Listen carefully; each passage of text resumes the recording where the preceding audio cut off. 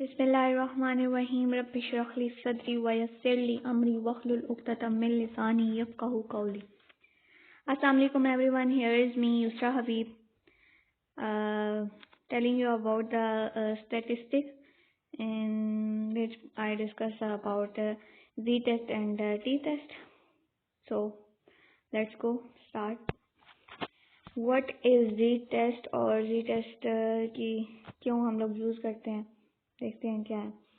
अच्छा, इसकी कुछ assumptions हैं z और t टेस्ट की, वो हमें देखनी ज़रूरी है ताकि अगर ये assumptions पता होंगी तो हम लोग z टेस्ट और t टेस्ट में डिफ्रेंशिएट कर सकेंगे और हमें पता लग जाएगा कि z टेस्ट कौन सा है और t टेस्ट कौन सा है। सॉल्व करते हुए क्वेश्चन अब हमें मिलेंगे तो z टेस्ट में क्या होता है, sample size is larger than 30। जो सैम्पल्स का साइज होता है वो लार्जर देन 30 होता है। Data of the population should be normally distributed. जो पॉपुलेशन का डेटा होता है वो नॉर्मली डिस्ट्रीब्यूट होता है। सैम्पल साइज हमारे पास होता है एन जो हम लोग होता है ना, वो हमारे पास सैम्पल साइज होता है। तो एन जो उनसे है टी टेस्ट में ग्रेटर देन 30 होता है, ठीक है। Sample is normally selected. जो जी टेस्ट में सैम्पल नॉर्मली सिलेक्ट किया जाता है। By increasing the data T test जो उनसे जी टेस्ट बन जाता है, ठीक है। ये बात अगर मैं समझाती हूँ कैसे। Sample is drawn from the population that has specific mean. फिर आगे हमारे पास टी टेस्ट आ जाता है। टी टेस्ट में हमारे पास सैम्पल साइज स्मॉलर देन 30 होता है, ठीक है। और देखो देखा जाए तो टी टेस्ट में जो है हमारे पास सैम्पल साइज उनसे स्मॉलर देन 30 होता है और जी टेस्ट में sample size is larger than 30। तो एन इज ग्रेटर देन 30 होता है जी टेस्ट में और टी टेस्ट में एन इज स्मॉलर देन 30। तो by increasing the data T test become G test का मतलब ये है कि जो जी टेस्ट में जो सैम्पल साइज होता है वो स्मॉलर होता है। जैसे सैम्पल साइज को इंक्रीज किया जाए तो हमारे पास वो टी टेस्ट में कन्वर्ट हो जाता है, ठीक है। समझ आ गई। फिर उसके बाद data of population should be normally distributed. Population का डेटा नॉर्मली डिस्ट्रीब्यूट हुआ होता है। Standard deviation is unknown. T test में जो स्टैंडर्ड डेविएशन होती है वो अननोन होती है। Random selected sample degree of freedom. Randomly selected sample degree of freedom होता है। फिर फॉर्मूला इसमें n-1 यूज किया जाता है क्रिटिकल रीजन फाइंड करते हुए उस वक्त। और लिमिटेशन इसमें क्या है, सैम्पल साइज उनसा स्मॉल होता है। फिर उसके बाद जी क्या आ जाता है, हमारे पास जिन चीज़ों के बारे में हमें पता होना चाहिए जी टेस्ट और टी टेस्ट करते हुए। एक्स बार हमारे पास होता है सैम्पल मीन। सैम्पल मीन क्या होता है, एक्स बार के साथ हम लोग शो करते हैं टेस्ट स्टैटिस्टिक में। म्यू हमारे पास होता है पॉपुलेशन मीन। सिग्मा हमारे पास स्टैंडर्ड डेविएशन होता है और एन जो है साइज ऑफ अ सैंपल होता है। एस स्क्वायर जो है हमारे पास वेरिएंस होता है। एस स्क्वायर जो है हमारा वेरिएंस जो शो होता है एस स्क्वायर के सिंबल के साथ और यहाँ पर डिनोट किया जाता है एस स्क्वायर के साथ। और अगर इसका अंडर रूट ले लिया जाए तो हमारे पास स्टैंडर्ड डेविएशन आ जाता है। फॉर एग्जांपल अगर वेरिएंस हमारे पास दिया गया है 25, ठीक है, तो अगर उसका हम लोग अंडर रूट या स्क्वायर रूट ले लेंगे तो क्या आ जाएगा, हमारे पास स्टैंडर्ड डेविएशन आ जाएगा। जैसे कि यहाँ पर लिया गया है standard deviation is equal to under root of variance is equal to under root लिख के 25 बीच में लिखा गया और फिर उसका अंडर रूट निकाला गया तो 5 हमारे पास आ गया। ये हमारे पास स्टैंडर्ड डेविएशन आ गई है। तो ऐसे हम लोग वेरिएंस से स्टैंडर्ड डेविएशन निकाल सकते हैं और अगर वेरिएंस गिवन हो तो हम लोग स्टैंडर्ड डेविएशन इस तरह निकाल सकते हैं। और सेकंड जो और चीज़ पता होनी चाहिए जी टेस्ट के लिए, ये हमें 2 हाइपोथेसिस दी जाती हैं। एक ये नल हाइपोथेसिस दी जाती है और दूसरी अल्टरनेट हाइपोथेसिस दी जाती है। नल हाइपोथेसिस में क्या कहा जाता है कि जो हमारा एच नॉट है ना, एच नॉट यानी कि नल हाइपोथेसिस में एच नॉट हमारे पास किसके इक्वल होता है, mu is equal to mu not. अब म्यू क्या है, इनको हम लोगों ने खुद डिसाइड करना होता है कि इसको हम लोगों ने पॉपुलेशन मीन रखना है कि सैंपल मीन रखना है। तो क्योंकि पहले हम लोग वैसे म्यू के साथ पॉपुलेशन मीन ही शो करते हैं तो हम लोग म्यू को कहते हैं कि पॉपुलेशन मीन ही है। पर यहाँ पर अब एक्स बार तो नहीं लगा सकते तो म्यू नॉट होता है, तो म्यू नॉट को हम लोग सैंपल मीन कह देते हैं, ठीक है। म्यू को हम लोग पॉपुलेशन मीन कह देते हैं और म्यू नॉट को जो है हम लोग सैंपल मीन कह देते हैं। नल हाइपोथेसिस क्या कहता है कि जो म्यू है पॉपुलेशन मीन इक्वल टू होता है सैंपल मीन के, ठीक है। ये हाइपोथेसिस हम लोगों ने देखनी होती है कि यह ठीक है कि नहीं, इसको टेस्ट करना होता है। दूसरी जो सा हाइपोथेसिस होती है यानी कि म्यू जो सा हमारे पास किसके इक्वल है, म्यू किसके इक्वल है, म्यू नॉट के, यानी कि पॉपुलेशन मीन सैंपल मीन के इक्वल है। फिर दूसरी जो हाइपोथेसिस दी जाती है वो अल्टरनेट हाइपोथेसिस दी जाती है। उसमें क्या कहा जाता है, जो हमारे पास H1 है वो किसके इक्वल है, mu is not equal to mu not. Mu जो है, जो पॉपुलेशन मीन है वो सैंपल मीन के इक्वल नहीं है, अल्टरनेट हाइपोथेसिस में ये कहा जाता है। और फिर इसको प्रूव किया जाता है वन टेल के साथ और उसको जो सा टू टेल के साथ प्रूव किया जाता है, ठीक है। तो H1 जो है हमारे पास mu is smaller than mu not and H1 mu is greater than mu not, ठीक है। या तो ये होता है एक्सेप्टेड होता है या फिर ये एक्सेप्ट होता है, यानी कि पॉपुलेशन मीन स्मॉलर है सैंपल मीन से या फिर पॉपुलेशन मीन ग्रेटर है सैंपल मीन से, ठीक है। ये दो हाइपोथेसिस होती हैं, ये हर टेस्ट के शुरू में हम लोगों ने लिखनी होती हैं। और किसी टेस्ट में हमें जो है बताया जाता है कि आप लोग जो है इसको बता दिया जाता है कि ये जो है ना नल हाइपोथेसिस पे, यानी कि म्यू जो है म्यू नॉट के इक्वल होगा और ये टू टेल होगा। और अल्टरनेट का यहाँ पे बता दिया जाता है कि अल्टरनेट में से कोई एक होगा, यानी कि म्यू जो है हमारे पास ग्रेटर देन म्यू नॉट होगा, इस तरह करके बता देते हैं। ज़्यादा बीच में कहीं कहीं ज़्यादातर नहीं बताया होता, कहीं कहीं बताया होता है, ठीक है। फिर उसके बाद हमारे पास क्या आ जाता है, जी टेस्ट आ जाता है कि जी टेस्ट होता क्या है, इसके कितने स्टेप्स होते हैं। जी टेस्ट के 5 स्टेप होते हैं और तकरीबन 3 किस्म के जी टेस्ट होते हैं। फर्स्ट जो जी टेस्ट होते तो बहुत सारे हैं, मतलब जहाँ पर जो मैं अभी यहाँ पर डिस्कस कर रही हूँ वो 3 किस्म के होते हैं। Testing the hypothesis concerning mean of a population, first case जो है उसमें क्या है, testing the hypothesis of concerning mean of population जो है देखा जाता है। मीन ऑफ अ पॉपुलेशन को कंसर्न करके हाइपोथेसिस को जो सा क्या किया जाता है, टेस्ट किया जाता है।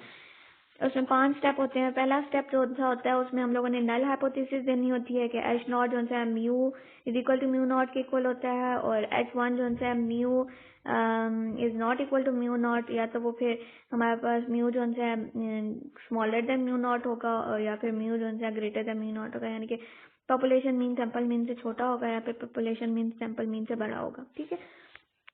जब ये दोनों एक दूसरे के इक्वल नहीं होंगे तो सही बात है इन दोनों में से कोई एक होगा, ठीक है। फिर स्टेप 2 में हमारे पास लेवल ऑफ सिग्निफिकेंस बताया जाता है कि लेवल ऑफ सिग्निफिकेंस क्या है। तो क्वेश्चंस में भी बताया जाता है कि अल्फा जो लेवल ऑफ सिग्निफिकेंस क्या है, तो जहाँ पर बताया गया हो तो वहाँ पर वो लिख दें आप अल्फा इज इक्वल टू 0.05।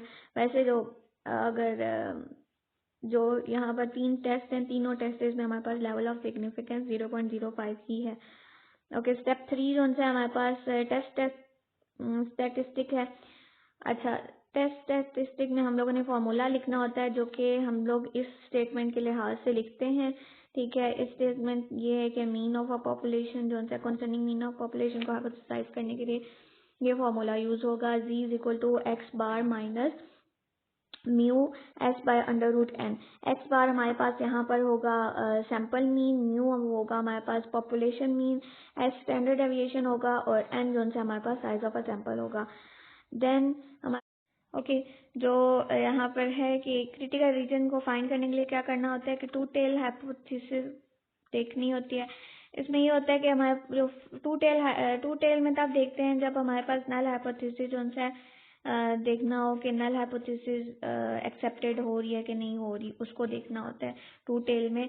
और जी जो है उसमें हमारे पास जी की वैल्यू स्मॉलर देन -1.96 हो और ग्रेटर देन 1.96 हो, तो जो है ना हमारा जो नल हाइपोथेसिस वो जो जी की वैल्यू होती है अगर इन दोनों के दरमियान में आ जाए तो मीन म्यू जो है म्यू नॉट के इक्वल होगा और यानी कि पॉपुलेशन मीन जो सा है सैंपल मीन के इक्वल होगा। अगर इन दोनों के दरमियान में वैल्यू आती है, जो एरिया होता है ना इन दोनों के दरमियान का, उसमें अगर हमारी जी की वैल्यू आती है तो हमारा म्यू जो है एक्सेप्टेंस रीजन में आएगी तो म्यू जो है म्यू नॉट के इक्वल हो जाएगा।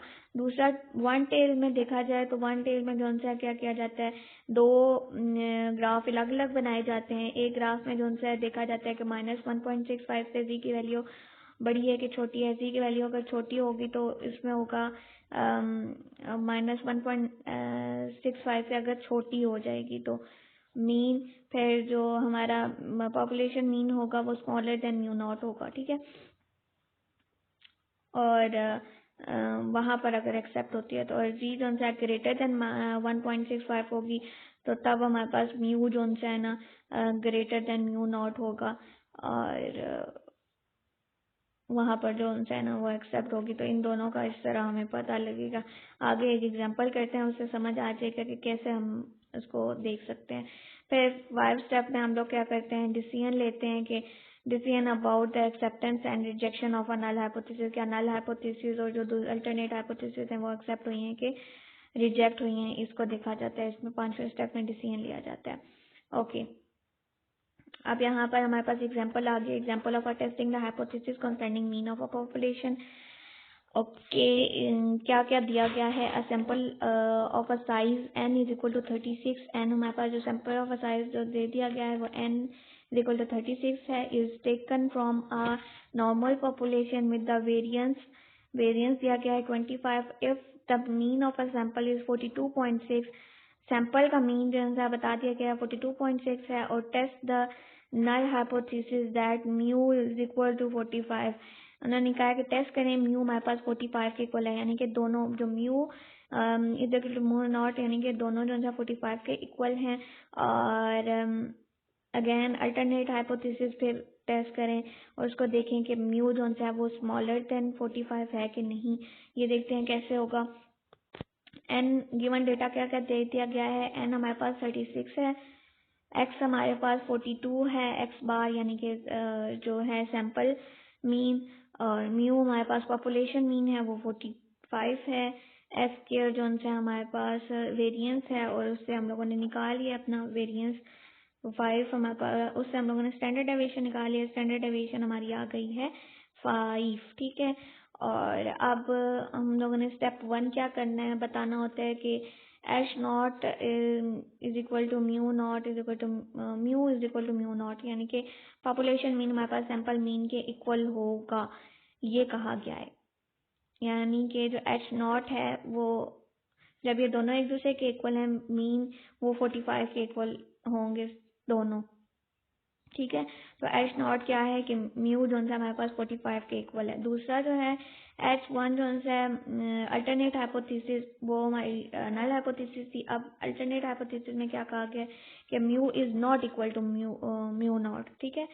म्यू जो हमारे पास पॉपुलेशन मीन है वो सैंपल मीन के इक्वल नहीं है। तो उसमें आपने ये बताना है कि एक ही केस बताया गया है, नहीं ये देखना है कि जो हमारा पॉपुलेशन मीन है वो स्मॉलर देन 45 है, 45 ग्रेटर देन होगा पॉपुलेशन मीन से, ठीक है। फर्स्ट स्टेप हम लोगों ने ये लिख दिया। सेकंड स्टेप में हम लोगों ने लेवल ऑफ सिग्निफिकेंस लिखना होता है। लेवल ऑफ सिग्निफिकेंस हमारे पास अल्फा इज इक्वल टू 0.05 है, ठीक है। उसके बाद जो हमारा थर्ड स्टेप आ गया है टेस्ट स्टैटिस्टिक, इसमें हम लोगों ने भी फार्मूला पुट किया है, ठीक है। फार्मूले में वैल्यूज पुट किए हैं। एक्स बार 42.6 था, माइनस म्यू जो सा 45 था और एस हमारे पास 5 था, डिवाइडेड बाय अंडर रूट 36 जो सा हमारे पास क्या था, एन था। वैल्यूज पुट की, वैल्यू फाइंड की, तो आंसर हमारे पास -2.88 आया, ठीक है। तो यहाँ पर अब इसको जो सा है हम लोगों ने 4th स्टेप में क्रिटिकल रीजन के अंदर चेक करना होता है कि कहाँ पर लाई कर रहा है या नहीं कर रहा। अगर हम लोगों ने टू टेल देखना है और नल हाइपोथेसिस को देखना है कि वो एक्सेप्ट हो रही है कि नहीं, तो देखने के लिए हम लोगों ने क्या करना है, टू टेल ग्राफ बनाना है, ठीक है। हमारा टू टेल ग्राफ बन गया। इसमें एक तरफ हम लोगों ने प्लस 1.96 में क्रिटिकल रीजन देखना है, प्लस 1.96 के बाहर का जो एरिया होगा वो क्रिटिकल रीजन होगा और माइनस 9.6 के बाहर का जो एरिया होगा वो क्या है, क्रिटिकल रीजन होगा। तो ये यहाँ पर जो है हमारे पास वैल्यू क्या है, -2.88। तो -2.88 इस तरफ आ रहा है -9.6 से बाहर आ रहा है, क्रिटिकल रीजन में आ रहा है -2.88। मीन अगर ये यहाँ पर एक्सेप्टेंस, ये वाला रीजन जो सा एक्सेप्टेंस रीजन होता है और ये वाला जो रीजन होता है वो क्रिटिकल रीजन होता है।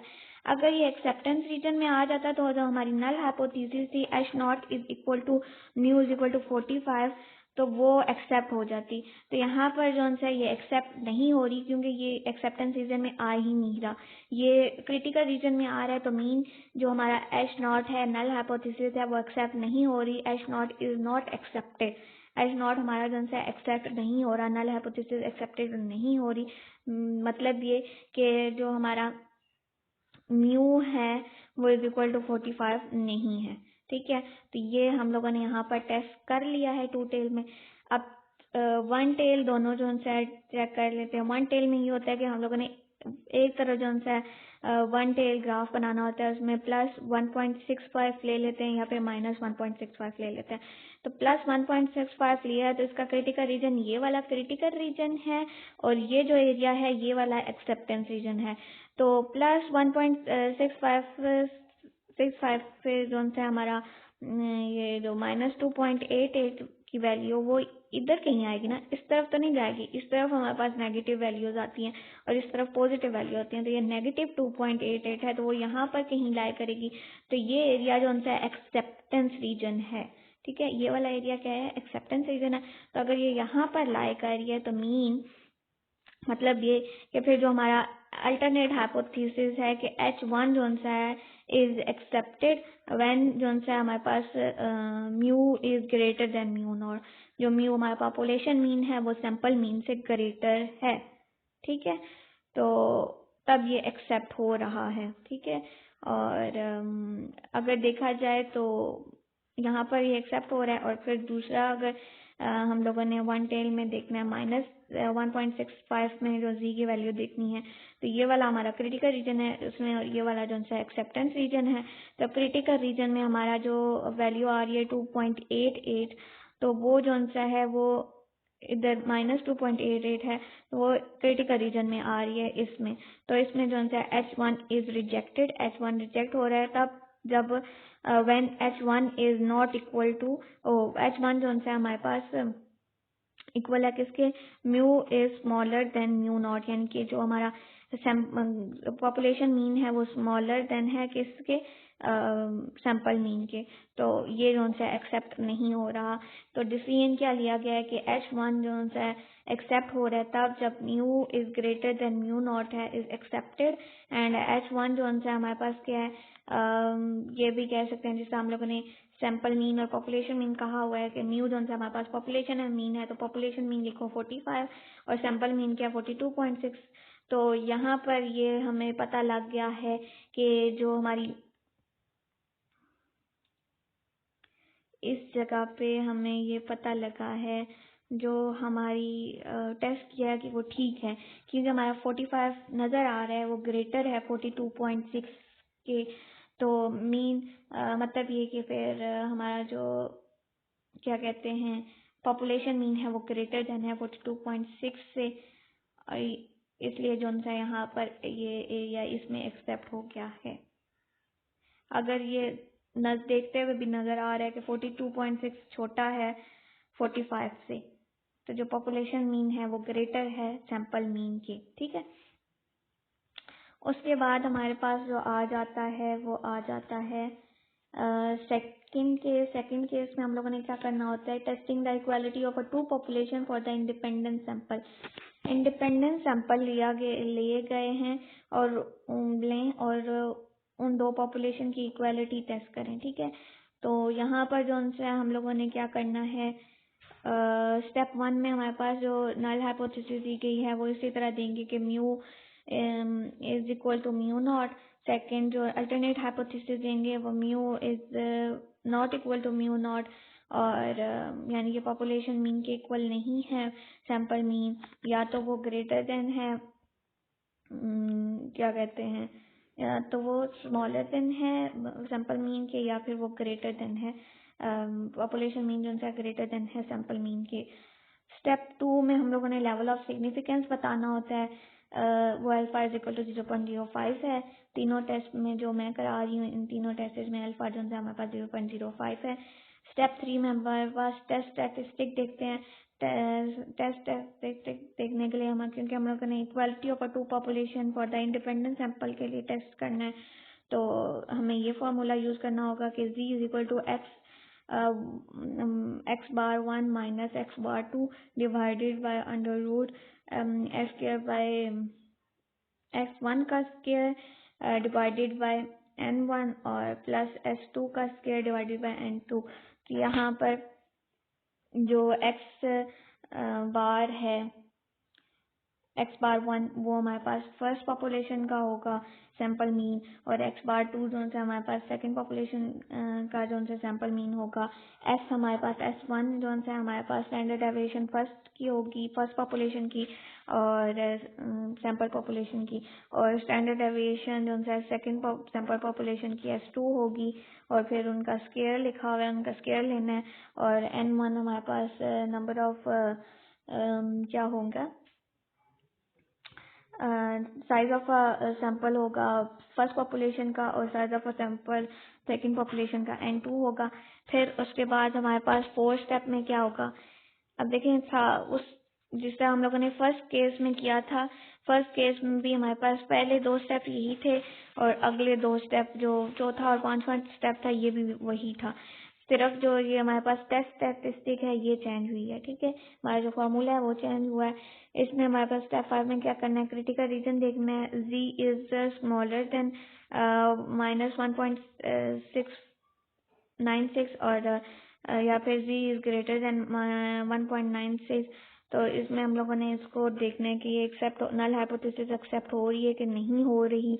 अगर ये इन दोनों एरियाज के दरमियान इन दोनों z की वैल्यूज इन दोनों वैल्यूज के दरमियान में आ जाती है तो तब जो है वो एक्सेप्ट हो जाती है नल हाइपोथेसिस, और अगर इन दोनों के दरमियान में नहीं आती तो क्रिटिकल रीजन में आती है तो वो एक्सेप्ट नल हाइपोथेसिस एक्सेप्ट नहीं होती कि h not is equal to mu is equal to mu not. ठीक है, वन टेल में देखने के लिए हमारे पास z इज स्मॉलर देन -1.65 या z जो है ग्रेटर देन -1.65 है। अगर z जो है स्मॉलर देन -1.65 है तो फिर जो है हमारे पास जो h not is equal to mu is smaller than mu not होगा, और वो वाली एक्सेप्ट होगी। और जब z इज ग्रेटर देन 1.65 होगा तो तब जो है हमारे पास h2 जो है mu is greater than mu not होगा। डिसीजन जो है इसमें क्या लिया गया है, स्टेप 5 में डिसीजन लिया जाता है, decision about the acceptance and rejection of a null hypothesis and alternate hypothesis. Null hypothesis और अल्टरनेट हाइपोथेसिस के ऊपर डिसीजन किया जाता है कि ये एक्सेप्ट हो रहा है कि जो है क्या हो रहा है, रिजेक्ट हो रहा है। ठीक है, अब इसकी एग्जांपल देख लेते हैं कौन सी है। इसकी एग्जांपल में हमारे पास क्या आ जाता है, number of year after a marriage in which divorce can occur in given below, apply the z test for to find out difference between mean. ठीक है, हमारे पास यहाँ पर क्या है कि जो हमारा z टेस्ट है ना, z टेस्ट में सेकंड केस में ये दोनों एक दूसरे से इंडिपेंडेंट पॉपुलेशंस होंगी। तो यहाँ पर जो है ना जो एक दूसरे के ऊपर डिपेंड नहीं कर रही होंगी, अलग अलग यहाँ पर बताया हुआ है, चीज़ें बताई हुई हैं। तो डिवोर्स नंबर ऑफ डिवोर्स बताए गए हैं, ईयर बताए गए हैं 2000 से 2010 तक जो उनसे नंबर ऑफ डिवोर्स 22,500 हुई थी, और मीन ईयर उस वक्त उनका मीन ईयर 10.37 था, और स्टैंडर्ड डेविएशन जो थी वो हमारे पास 8.39 थी। ठीक है, और 2011 से 2020 तक जो उनसे जो नंबर ऑफ डिवोर्स हुई वो 2650 हुई, और मीन जो है हमारे पास उस वक्त 9.83 था, और स्टैंडर्ड डेविएशन 8.29 थी। तो हमारे पास n1 हम लोगों ने जो सैंपल 1 हम लोगों ने ऊपर वाला ले लिया, और सैंपल 2 जो है हम लोगों ने नीचे वाला ले लिया। तो इसमें हमारा जो n1 है वो 22,500 आ गया है, n2 जो है हमारे पास 2650 आ गया है, और x1 जो सा है x बार 1 जो सा हमारे पास 10.37, ये हमारे पास सैम्पल मीन ऑफ 1 आ गया। और सेकंड x बार 2 जो सा हमारे पास सैम्पल मीन ऑफ सेकंड आ गया है 9.83। और s1 हमारे पास स्टैंडर्ड डेविएशन आ गई है 8.39। और s2 जो सा हमारे पास स्टैंडर्ड डेविएशन आ गई है सेकंड सैंपल की जो कि है 8.29। ठीक है, स्टेप 1 जो सा है हमारे पास वही हम लोगों ने लिखना है कि एच नॉट जो हमारे नल हाइपोथेसिस होती है H not is equal to mu not. और h1 जो सा हमारे पास होगी कि mu is not equal to mu not, जो हमारा sample mean population mean sample mean के इक्वल नहीं है। और h1 जो सा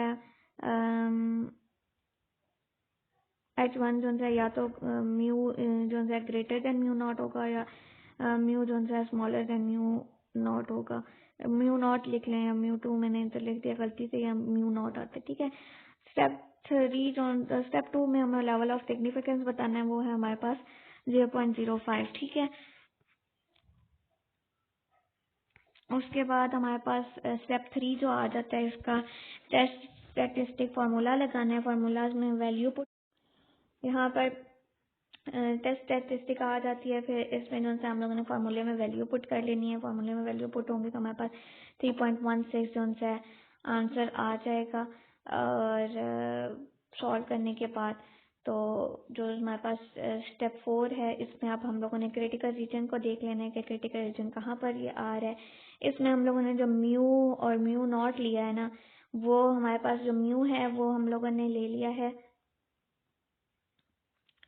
जो हम लोगों ने, क्योंकि यहाँ पर सैंपल और पॉपुलेशन मीन नहीं है, यहाँ पर क्योंकि 2 सैंपल मीन दिए गए हैं और इंडिपेंडेंस पॉपुलेशन के, तो हम लोग यहाँ पर क्या कर लेते हैं, जो क्या कहते हैं x बार 1 है वो हम लोग ले लेते हैं सैंपल 1 का मीन और ये सैंपल 2 का मीन। तो म्यू जो सा हम लोग कह लेते हैं 10.37 है और म्यू नॉट जो सा हम लोग कह लेते हैं 9.83 है। ठीक है, सैंपल 1 का मीन जो सा है वो म्यू है और सैंपल 2 का जो मीन है वो हमारे पास म्यू नॉट है। ये हम लोगों ने अल्टरनेट हाइपोथेसिस में जो सा ये कहना है। ठीक है, और कि हमारा जो म्यू है वो है सैंपल 1 का मीन और म्यू नॉट जो है हमारे पास सैंपल 2 का मीन है। ठीक है, फिर हम लोग इसमें जो है क्रिटिकल रीजन में देख लेते हैं। जो नल हाइपोथेसिस होती है वो हमारी होती है H not is equal to mu not. तो म्यू हमारे पास है क्या कहते हैं सैंपल 1 का मीन और म्यू नॉट जो है हमारे पास सैंपल 2 का मीन है। तो कह रहे हैं ये दोनों मीन जो है एक दूसरे के इक्वल है। क्या ऐसा है कि नहीं, ये हम लोग 2 टेल में देखते हैं। ये हमारा जो है ये वाला 1.96 से ये वाला जो एरिया है रीजन है वो है क्रिटिकल रीजन, और -1.96 से ये वाला रीजन जो है वो है क्रिटिकल रीजन। और ये जो रीजन है इसको हम लोग एक्सेप्टेंस रीजन कहते हैं। अगर हमारी z की वैल्यू यहाँ पर आ जाती है तो एक्सेप्ट हो जाती है नल हाइपोथेसिस। अगर यहाँ पर नहीं आती तो मीन हमारा जो z की वैल्यू है वो क्रिटिकल रीजन में आ रही है, यानी कि वो रिजेक्ट हो रही है। तो हम लोग यहाँ पर कह सकते हैं एच नॉट इज रिजेक्टेड या H not is not accepted, के mu is equal to mu not है, ये एक्सेप्ट नहीं हो रहा। दूसरी बात जो है, अब यहाँ पर जब एक्सेप्ट नहीं हुआ तो अब हम लोग उसको 1 टेल में देखते हैं कि वहाँ पर कहीं एक्सेप्ट होगा कि नहीं। 1 टेल के लिए अगर हम लोगों ने +1.65 के लिए ये ऐसे ग्राफ बनाते हैं, ये एरिया हमारा क्रिटिकल रीजन होता है, ये वाला एरिया हमारा जो है एक्सेप्टेंस रीजन होता है। ठीक है, तो अगर 3.16 जो है इस तरफ आता है क्रिटिकल रीजन में, तो मीन ये यहाँ पर भी जो है एक्सेप्ट नहीं हो रहा, +1.65 से ग्रेटर है 3.1 से, मीन इस तरफ कहीं आएगा। तो नहीं आ रहा, इस तरफ आ रहा है तो मतलब कि क्रिटिकल रीजन में है, तो यहाँ पर भी ये जो है एक्सेप्ट नहीं हो रहा, तो अल्टरनेट हाइपोथेसिस एक्सेप्ट नहीं हो रही, रिजेक्ट हो रही है। जब h1 जो है हमारे पास म्यू जो हमारा सैंपल 1 का मीन है वो स्मॉलर देन है सैंपल 2 के मीन से। ठीक है, तो ये जो है यहाँ पर एक्सेप्ट नहीं हुआ। दूसरा ये कि जो हमारा अल्टरनेट हाइपोथेसिस दूसरे में ये देखने के -1.65 जो है ये हमारा जो है क्रिटिकल रीजन है और ये वाला जो है हमारा एक्सेप्टेंस रीजन है, इसमें हमारे पास 3.16 जो है इस जगह पे एक्सेप्टेंस रीजन में आ गया है। और अल्टरनेट हाइपोथेसिस जो है एक्सेप्ट हो गई है कि H1 जो है हमारे पास